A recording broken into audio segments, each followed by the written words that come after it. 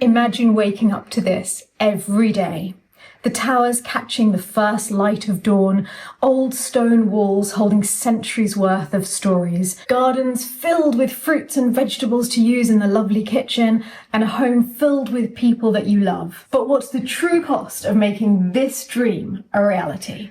Hello everyone, welcome to the Chateau Diaries. I'm Stephanie and we're standing in the Marquis Salon at the Chateau de Lalande and we're about to talk money. Over the last few years, chateau life has become incredibly popular. There are TV shows, YouTube channels, Instagram accounts, all showcasing this seemingly idyllic lifestyle. When I started filming daily life back here in 2018, I unwittingly started a trend on social media that I have watched explode.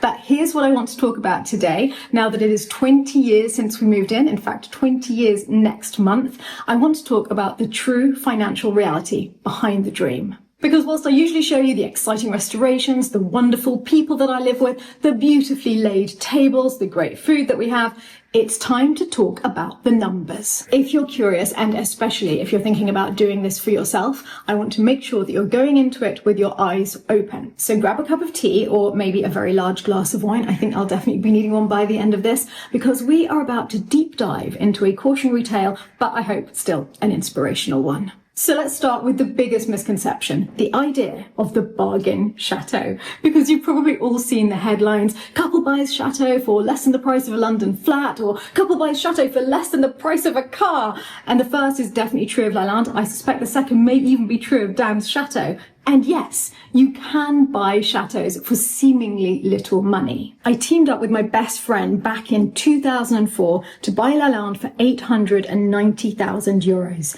Now, I know that is not an insignificant amount of money, but for a property of this size and historical significance, it seemed almost too good to be true. And that's because it was too good to be true, because the purchase price, that's your entry fee to the most expensive club you're ever going to join. The moment you get the keys, the real costs begin and the emergency interventions begin. And in our case, that was the chapel roof. Before we arrived, the vault of the chapel had completely collapsed and the bricks had literally fallen into the most sacred space of the entire chateau and water was leaking in. We knew we had to save it, so the very first thing we did was to re-roof the chapel and to find a stonemason to replace all of the missing stones in the exterior of the chapel. We then decided to spend the first year just thinking, getting to know this massive, complex building, trying to fathom the task ahead of us. And that's when the chateau decided to start testing us. Our first winter here was one of the coldest winters in this area. It was minus 10 degrees centigrade inside the chateau, because of course there was absolutely no heating, and even the huge fireplaces that we had been mainly filled with these like 75-year-old huge fuel burners that looked so dodgy that my friend Ollie refused to turn it on, referring to it only as the Exxon Valdez. So there we were, absolutely freezing, but also with a very ancient electrical system that had old porcelain fuses, which kept failing one by one as we foolishly tried to plug in electric heaters. So imagine the entire chateau started to just get cut off. Bit by bit, little areas would go until finally the entire east wing went dark, which would have been completely fine, except that the only working loo was at the far end of the east wing, and I was living at exactly the other side of the chateau. So in this minus 10 centigrade, I was having to get out of bed with a tiny torch and go through the darkness to the loo. I can honestly say that I started to seriously consider chamber pots. Thankfully, I had more self-control than that, and we did not resort to chamber pots, a fact which I'm still extremely proud of. But the truth is that when you buy a chateau at a bargain price, you are not buying a home. You're buying a centuries-old puzzle where half the pieces are missing and the other half need repair. So we'd bought our chateau, we'd survived our first year of emergency repairs and tests, and we were entering phase 2, which was making a 15th century building comfortable and habitable for 21st century humans. Lalande was built around the 1400s, when indoor plumbing meant a hole that went straight into the moat. And honestly, in the hundreds of years since then, I got the impression that not much had changed. Certainly, our septic tank system was shrouded in mystery. No one quite knew exactly where the sewage was going, going, but we all suspected it was probably the lake, which, let's face it, was an unsatisfactory situation for everyone, but most especially the fish. The entire ground floor was also completely filled with asbestos, which we had to remove at enormous expense. So we knew that we had to modernise absolutely everything, but of course it's very expensive to do so, and it takes a lot of time. Each thing has to be thought through, planned, and has to be done in a way that works for modern life whilst being totally sympathetic to a historic building. We definitely wanted to up our bathroom situation from the one loo at the far end of the chateau and the several bathrooms with only a bath in draining to goodness knows where. So of course we had to overhaul the entire plumbing system, and we added a lot of new bathrooms at that point, bringing the total up to 15. And I'll always remember the Marquis who sold to me, who was the most wonderful man. When he came to visit, which he did often, and he was very happy to see everything we were doing here, he did say to me, "I love everything you've done, except I will never understand this modern mania for toilets. Why are there toilets everywhere?" So that was really two eras clashing, but we're very happy with our loos everywhere now. Of course, we needed to redo all of the electrics. And then, well, the heating was the most important thing of all, because I wanted to stop waking up in the morning with my glass of water having frozen solid in the night inside. In my bedroom. So we installed a huge geothermal heating system with underfloor heating throughout the ground floor, and it was only after we'd installed it that we realised it only raised the temperature inside the chateau to 12 degrees. But the problem was that having done all of that work, we had spent our entire budget of around 350,000 euros, and we had absolutely no money left to do any more work. We still had all of the decorating to go, so I had to get pretty creative with how we were going to manage to do that. As part of the major renovations, we had removed a lot of interior walls that had been added in the 19th century. This room is one example. This was actually 3 rooms, even though it's actually quite a small room. And so I was left with a real mess afterwards, much more light, but total decoration needed. In this room, for example, I went to Cole & Son. I couldn't afford their wallpapers, but I was in there looking for inspiration when I saw that underneath a sideboard in there, there were random loose rolls of wallpaper, and in fact it was these rolls which had been ordered by someone as a special order. They hadn't actually taken them, and so they were selling them really cheaply, and I just bought them immediately. As you can see, they didn't even fit the room. So I had to be quite creative and put these panels in, which I was going to mirror one day, but in fact we're now going to completely redecorate in future anyway. And that's how I turned this into our dining room. And it was a dining room for years, and it was wonderful and cozy. I made all of the curtains myself. I had to teach myself how to make curtains to save money. And I went to the factory shops of the silk mills in England and bought all of the fabric that I could find in the factory. Whenever there was enough of one type of fabric for a room, I would get that and come here and make the curtains for it. I spent an entire year just making curtains. And once I managed to get most of the chateau looking okay, I remember thinking, this is it. I've spent all the money. I'll just live in it like this, trying to improve it with charity shop finds and bargain finds for the rest of my life, because by then I'd completely fallen in love with Lalande and I absolutely knew that it was my forever home. And as the years passed, that's exactly how I lived. But I started to realise that it's very unsatisfactory. And I'm speaking to you directly if you're thinking of trying to live in a chateau on a real budget. After a while, you start to realise that the fabric of the building is deteriorating around you, and it's very stressful when you don't have the funds to intervene. I started to feel that I was doing a disservice to my home.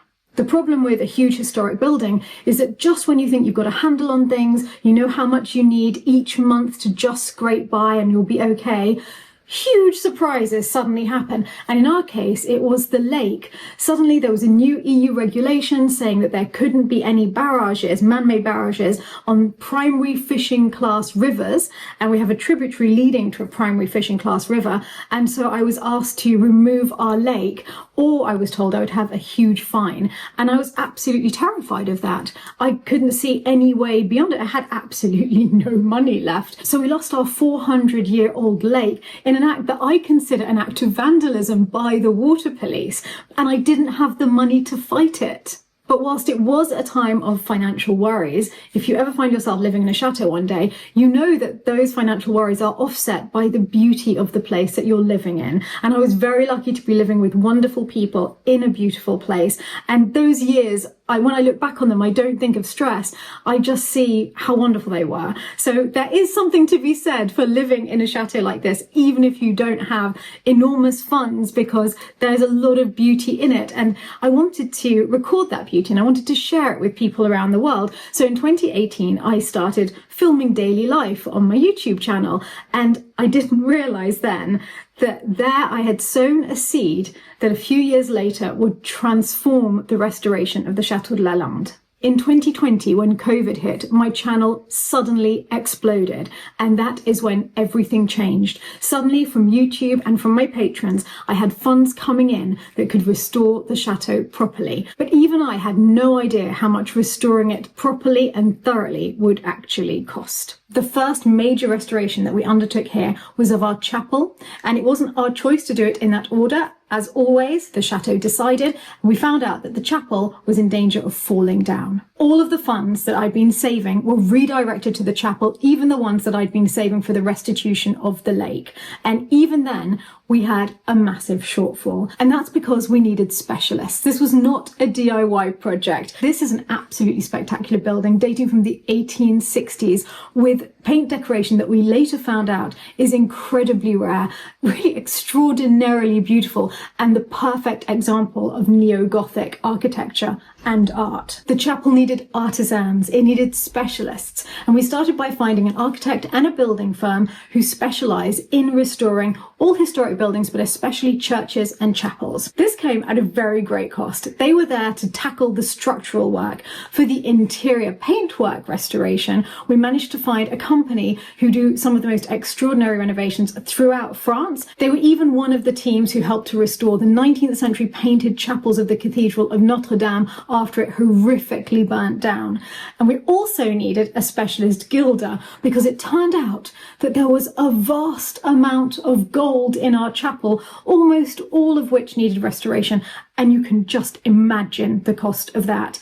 And again, the gilder that we found had done the gilding at Notre Dame. In fact, some of you may even have seen him because it was him who gilded the cockerel that went right up on top of the spire at Notre Dame. When he got here, he realized that not only did we have a vast amount of gold to restore, but unbeknownst to us, some of the black decorations that we thought were on our walls were in fact silver that had originally been varnished so that it would stay untarnished as long as possible, but 150 years had seen to that. And he actually replaced it with palladium so that it would never tarnish again. And you don't just have to imagine these costs because I'm going to tell you what they were. At the moment, the restoration of the chapel is at 600,000 euros and counting. And I want to say a huge thank you to the people who adopted the stars in the ceiling of our chapel because they raised 250,000 euros towards those restoration costs. And I also want to say a huge thank you to all of my patrons who help enormously every month, to the viewers who like and subscribe at home because it really does help, and to all of the people who come and stay in our bed and breakfast because all of that money helps us with the ongoing renovations here. The thing is that when you buy a chateau, you might not realise the historical significance of what you've bought, and that's definitely the case of me at Lalande. The Chateau de Lalande's a lovely chateau, but it's comfy and cosy and it didn't have any grand interior architectural features, and I could see that the chapel had been beautiful, but it was already nearly destroyed.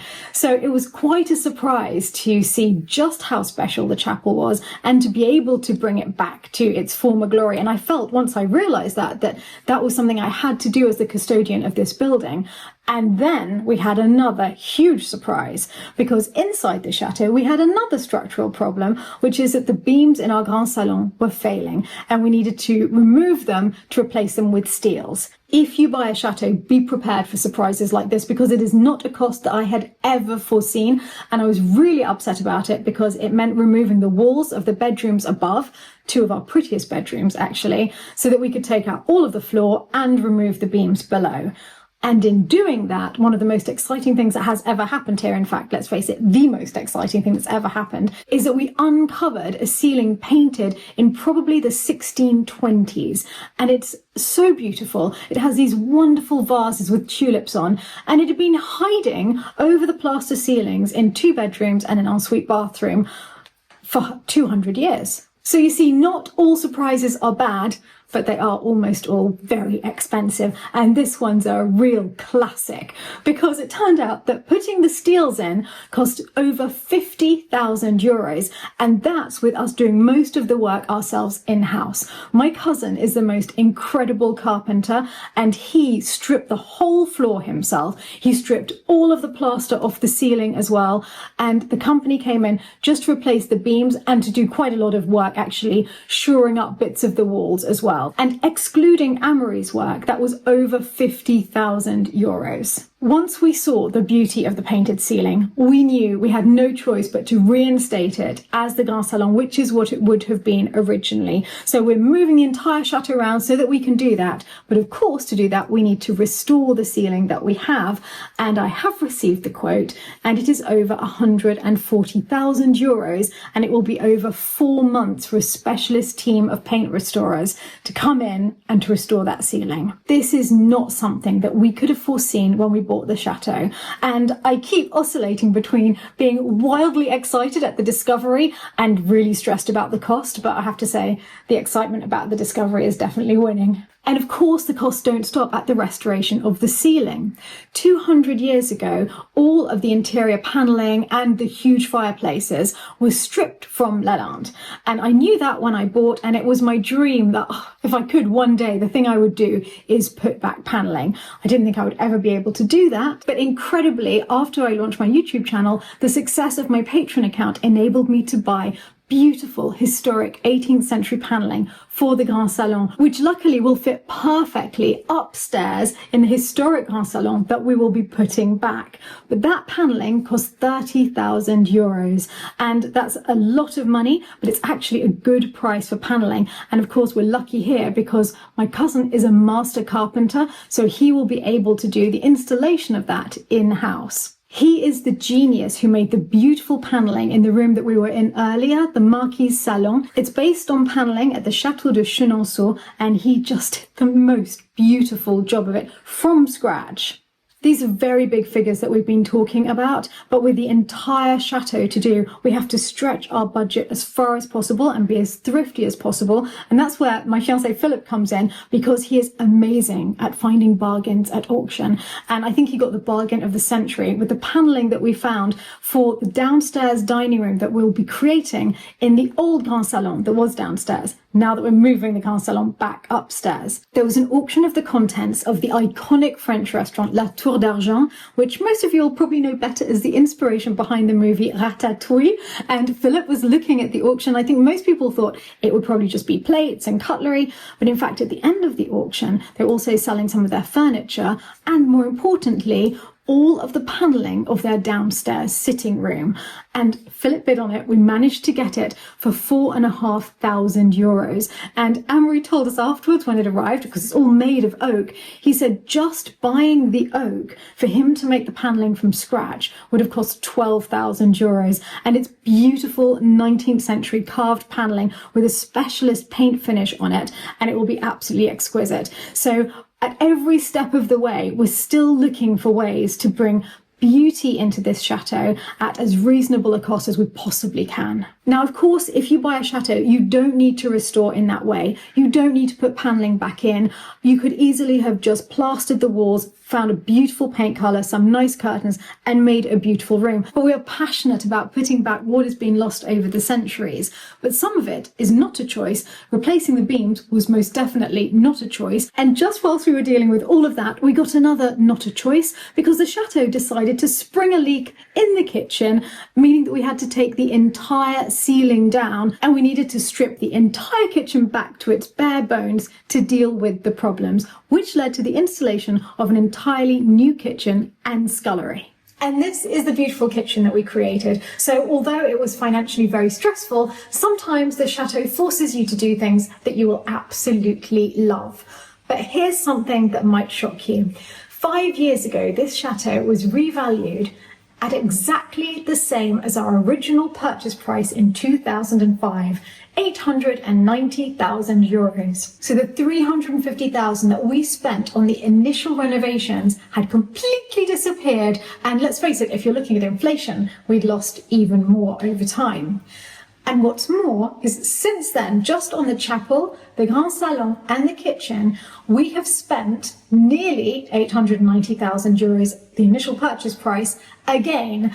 And I don't think it will have put even €1 on the value of the chateau. So restoring a chateau is not something that you do for financial gain. It is a labour of love. On the whole, chateaux are terrible financial investments. Unless you bought in Paris or on the Côte d'Azur, an area where prices suddenly go up very quickly, you will not see a return on your investment, on your financial investment. You will, however, get the pleasure of living in it and of saving a beautiful place. This video has been about restoration costs, the big dramatic projects, but of course there's the monthly maintenance costs to consider as well, and just the utilities and even upkeeping the garden and the woodland. It's absolutely extraordinary how it all adds up.